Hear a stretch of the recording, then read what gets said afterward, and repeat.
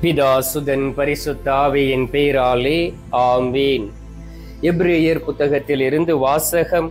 அதிகாரம் 9, இறை வார்த்தைகள் 27 மற்றும் 28. மனிதர் ஒரே முறை சாவுக்கு உட்படுகின்றனர், பின்னர் இறுதி தீர்ப்பு வருகின்றது. இதுவே அவர்களுக்கென உள்ள நியதி. அவ்வாறே கிறிஸ்துவும் பலரின் பாவங்களை போக்கும் பொருட்டு ஒரே முறை தம்மை தாமே பலியாக கொடுத்தார். அவர் மீண்டும் ஒரு முறை தோன்றுவார், ஆனால் பாவத்தின் பொருட்டு அல்ல, தமக்காக காத்திருப்பவர்களுக்கு மீட்பு அருளும் பொருட்டே தோன்றுவார். ஆண்டவரின் அருள்வாக்கு. இறைவா உமக்கு நன்றி. கிறிஸ்துவுக்குள் பிரியமான என் அன்பு சகோதர சகோதரிகளே, நீங்கள் அனைவரும் மகிழ்ச்சியோடு இருப்பீர்கள் என்று நான் விசுவசிக்கின்றேன். ஏனென்றால் அனுதினமும் தவறாமல் என்னோடு இணைந்து ஆண்டவரிடம் ஜெபிக்கிறீர்கள். உத்திரிக்க ஸ்தலத்தில் இருக்கக்கூடிய ஆத்துமாக்களுக்காக சிறிய சிறிய ஜெபங்களை ஏறெடுக்கிறீர்கள். முடிந்த அளவுக்கு நீங்கள் பரிகாரம் செய்கிறீர்கள், உதவி செய்கிறீர்கள், ஜெபமாலை சொல்லுகிறீர்கள், இறைவார்த்தை வாசிக்கிறீர்கள், சிலுவப்பாதை சொல்லுகிறீர்கள், உபவாசம் இருந்து ஜெபிக்கிறீர்கள். உங்களுடைய ஜெபத்தை கேட்டு ஆண்டவர் உத்திரிக்க ஸ்தலத்தில் இருக்கக்கூடிய அனைத்து ஆத்துமாக்களையும் மோட்சத்திற்கு அழைத்து செல்வாராக. இதுதான் நமது நம்பிக்கை, இதுதான் நமது விசுவாசம் என்பதை நாம் புரிந்து இருக்க வேண்டும். அன்பார்ந்தவர்களே, ஒவ்வொரு நாளும் உத்திரிக்க ஸ்தலத்தை குறித்து நாம் தியானம் செய்து கொண்டு இருக்கின்றோம். ஏற்கனவே நான் உங்களிடம் சொன்னேன், வருடம் 11 மாதங்களும் நாம் நம்முடைய தேவைக்காகவும் மற்ற நம்முடைய குடும்பத்தின் தேவைக்காகவும் ஜெபித்து இருக்கின்றோம். இந்த செய்தியை கேட்கும் பொழுது இன்னும் உங்களுக்குள் பரிசுத்த ஆவியானவர் வல்லமையாய் செயல்பட்டு உத்திரிக்க ஸ்தலத்தில் இருக்கக்கூடிய ஆத்துமாக்களுக்காக ஜெபிக்க உதவி செய்வாராக. அன்பார்ந்தவர்களே, கடவுளுடைய நீதி என்ன என்பதை நாம் புரிந்திருக்க வேண்டும். இந்த உலகத்தில் வாழும் பொழுது எவ்வளவோ வாய்ப்புகளை ஆண்டவர் நமக்கு கொடுக்கின்றார் மனமாற்றத்திற்காக. எனவே மனம் மாற்றம் என்பது ஒவ்வொரு மனிதனையும் சார்ந்தது. ஆண்டவர் உங்களை கட்டாயப்படுத்த மாட்டார். ஆண்டவர் உங்களிடம் வந்து நீ இதை செய்யாதே என்று நேரடியாக சொல்ல மாட்டார். ஆனால் அவர் மறைமுகமாக நமக்கு எல்லாவற்றையும் கற்றுக் கொடுப்பார். பாருங்கள், ஒரு பாவத்தை செய்வதற்கு முன்பாக நமக்குள் ஒரு பயம் வரும். அப்படி என்றால் பரிசுத்த ஆவியானவர் எனக்குள் இருந்து ஏற்கனவே செயலாற்றி கொண்டு இருக்கின்றார் என்கின்ற அந்த ஒரு பயம் எனக்குள் கடந்து வரும். அப்பொழுதுதான் நாம் புரிந்து கொள்ள வேண்டும், கடவுள் எனக்கு முதல் ஒரு வார்னிங் கொடுக்கிறார் என்று. துணிகரமாக செய்யும் பொழுது நாம் அதில் மாட்டிக்கொள்வோம், நம்முடைய ஆத்துமா அழிந்து போவோம். எனவே நம்முடைய உடல் ஆலயமாக இருக்கிறது. நமது உடல் வந்து ஒரு சர்ச் என்று சொல்லலாம். அங்குதான் ஆண்டவர் தங்க விருப்பப்படுகின்றார். எவ்வாறு கடவுளுக்காக ஒரு ஆலயத்தை கட்டுகிறோமோ அதே போல் நீங்கள் ஒவ்வொருவரும் தனிப்பட்ட முறையில் இந்த உடல் என்கின்ற அந்த ஆலயத்தை கட்டியெழுப்ப வேண்டும். பரிசுத்த இரத்தத்தினால் கழுவப்பட்டு பரிசுத்தம் அடைந்து நீங்கள் கட்டியெழுப்பும் பொழுது ஆண்டவர் உங்களை ஆசீர்வதிப்பார். பிரியமானவர்களே, அளவற்ற பரிசுத்தமான இறைவனுக்கு விரோதமாக வேண்டுமென்றே செய்யப்படும் பாவமே சாவான பாவம். புரியுதா உங்களுக்கு? சாவான பாவம் அளவற்ற பரிசுத்தமாய் இருக்கக்கூடிய கடவுளுக்கு எதிராக வேண்டுமென்றே செய்யக்கூடியதுதான் சாவான பாவம். அதில் அது மகா கொடிய தீமை. நம் ஆண்டவர் பாவத்திற்காக அளவற்ற மதிப்புள்ள பரிகாரத்தை செலுத்தியிருக்கின்றார். அவருடைய ஒரே பேரான மகனை இந்த உலகத்திற்கு அனுப்பி நம்மை காப்பாற்றி இருக்கின்றார். நாம் அதை அறிந்து கொண்ட பிறகு, அதை புரிந்து கொண்ட பிறகு மீண்டும் மீண்டும் நாம் பாவம் செய்யும் பொழுது நம்மை நீதி தீர்ப்புக்கு கையளித்து விடுகின்றார். எனவேதான் அந்த நீதி தண்டனை வரும் பொழுது நம்மால் ஆண்டவருக்கு முன்பாக நிற்க முடியாது. எவ்வளோ பேர் இரண்டாவது வருகையை குறித்து பேசிக்கொண்டு இருக்கிறார்கள், நாம் செவி கொடுப்பது இல்லை. ஏனென்றால் நமக்கு அது புரிவது இல்லை, நாம் அதில் இன்ட்ரெஸ்ட் காண்பிப்பது இல்லை, நாம் இறைவார்த்தையை வாசிப்பது இல்லை, நாம் கோயிலுக்கு வந்தாலும் திருப்பலியில் முழு உள்ளத்தோடு பங்கு கொள்வது இல்லை, முழு உள்ளத்தோடு ஜெபிப்பது இல்லை. ஒரு ஜெபமாலை சொன்னாலும் ஏகப்பட்ட தடங்கள், யாருக்காகவும் ஒப்புக் கொடுக்க முடியவில்லை. நம்முடைய பெயருக்காக நான் ஒரு கிறிஸ்தவனாக இருக்கிறேன் என்பதற்காக நீங்கள் ஜெபித்துக் கொண்டு இருக்கின்றீர்கள். அன்பார்ந்தவர்களே, அற்ப பாவமும் பெரும் தீமை. சாவான பாவம் கொடுமையானது, அற்ப பாவமும் அது பெரும் தீமையாக இருக்கின்றது. உலகத்தின் வேதனையை நாம் நம்மோடு சேர்த்து கொள்கின்றோம். எனவே தான் அதிக பொல்லாங்கு நமக்கு நேரிடுகின்றது. அந்த பொல்லாங்கு நேரும் பொழுது அந்த அற்ப பாவத்தில் நாம் வீழ்ந்து விடுகின்றோம். அதில் விழுந்த பிறகு அதில் இருந்து நம்மளால் எழுந்து நிற்க முடிவது இல்லை. எனவே தான் அந்த நீதி தீர்ப்பு நிறைவேறும்படி நாம் உத்திரிக்க ஸ்தலத்தில் நெருப்பினால் சுத்திகரிக்கப்பட வேண்டியிருக்கின்றது.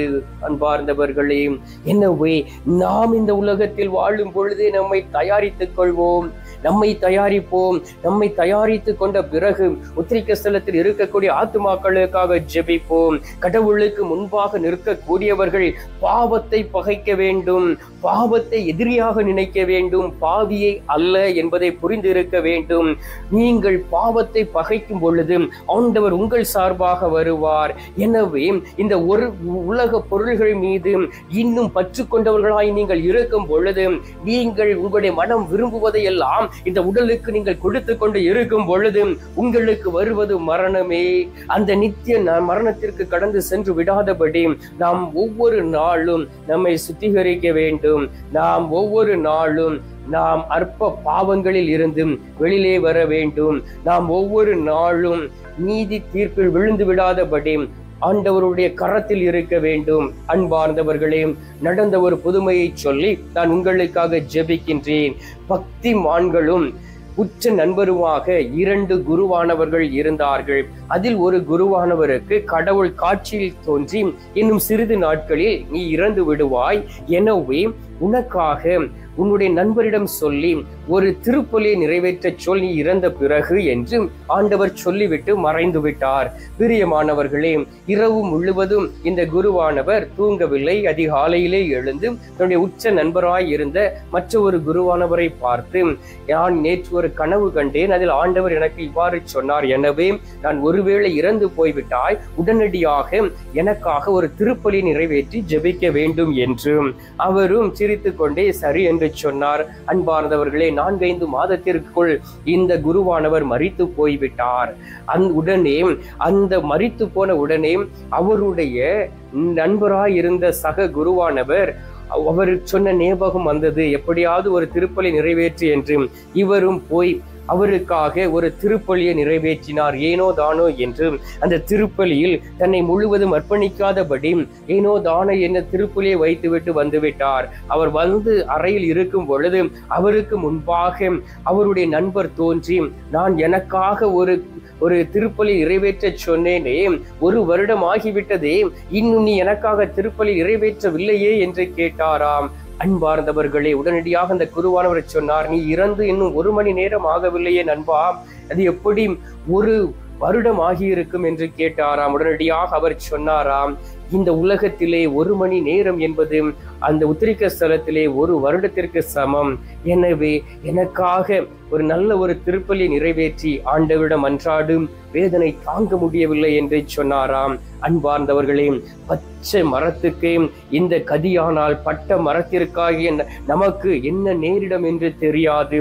உத்திரிக்க ஸ்தலத்திற்கு போகாமல் நேரே மோட்சம் போகும்படி அற்ப பாவங்களை ஒழித்து கட்டுவோம், அற்ப பாவங்கள் செய்யாதபடி வாழ்வோம், பழைய பாவங்களுக்காக இந்த பூமியிலே பரிகாரங்களை செய்வோம். உத்திரிக்க ஸ்தலத்தில் இருக்கக்கூடிய ஏராளமான ஆத்துமாக்களுக்கு உதவி செய்வோம். அவர்களும் மோட்சம் சென்ற பிறகு நமக்கு உதவி செய்வார்கள். எனவே ஆண்டவர் கொடுத்த அந்த வாய்ப்பை தக்க முறையில் பயன்படுத்தி கண்களை மூடி சில மணி துளிகள் என்னோடு இணைந்து உயிரோடு இருக்கக்கூடிய, வாழ்ந்து கொண்டு இருக்கக்கூடிய, மன்னிப்பை தந்திருக்கக்கூடிய நற்கருணை நாதரிடம் அன்றாடுவோம்.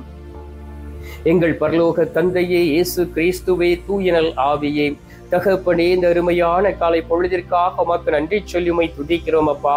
இந்த காலை பொழுதிலே நீர் எங்களை ஆசீர்வதித்து எங்களை பலப்படுத்தி எங்களுடைய பலவீனங்களை எடுத்து மாற்றி உற்சாகத்தின் ஆவியை தந்து எங்களை ஆசீர்வதிக்க கூட இருப்பதற்காக உமக்கு நன்றி சொல்லி உம்மை துதிக்கிறேன் அப்பா. ஆண்டவராகிய இயேசு கிறிஸ்துவே, ஒவ்வொரு நாளும் எங்களுடைய வாழ்க்கையிலே அற்புதங்களை செய்கின்றீர்.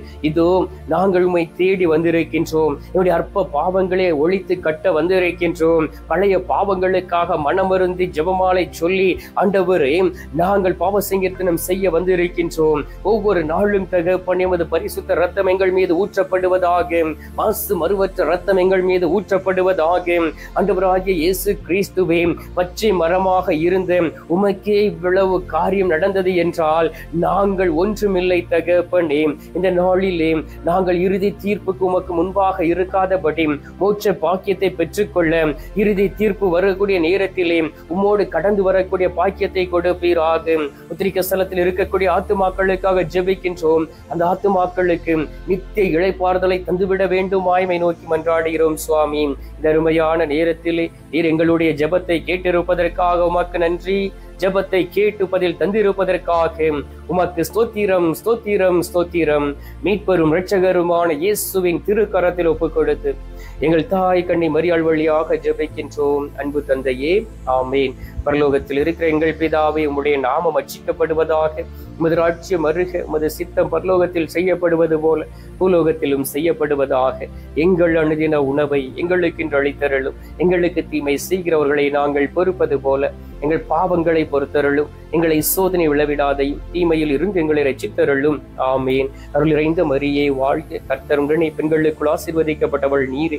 உம்முடைய திரு வயிற்றின் கனியாகிய இயேசுவும் ஆசீர்வதிக்கப்பட்டவரே. மச்சிஷ்ட மரியே, சர்வேசுடைய மாதாவை, பாவிகளா இருக்கிற எங்களுக்காக இப்பொழுதும் எங்கள் மரண நேரத்திலும் வேண்டிக் கொள்ளும். ஆமேன். பிதாவுக்கும் சுதனுக்கும் பரிசுத்த ஆவிக்கும் மகிமை உண்டாவதாக. அதில் இருந்தது போல இப்பொழுதும் எப்பொழுதும் என்றென்றும் இருப்பதாக. ஆமேன். அன்பார்ந்தவர்களே, நற்கருணை நாதர் தரும் ஆசீர்வாதத்தை பெற்றுக் கொள்வோம். எல்லாம் வல்ல இறைவன், பிதா, சுதன், பரிசுத்த ஆவி உங்களை ஆசீர்வதிப்பாராக. ஆமென்.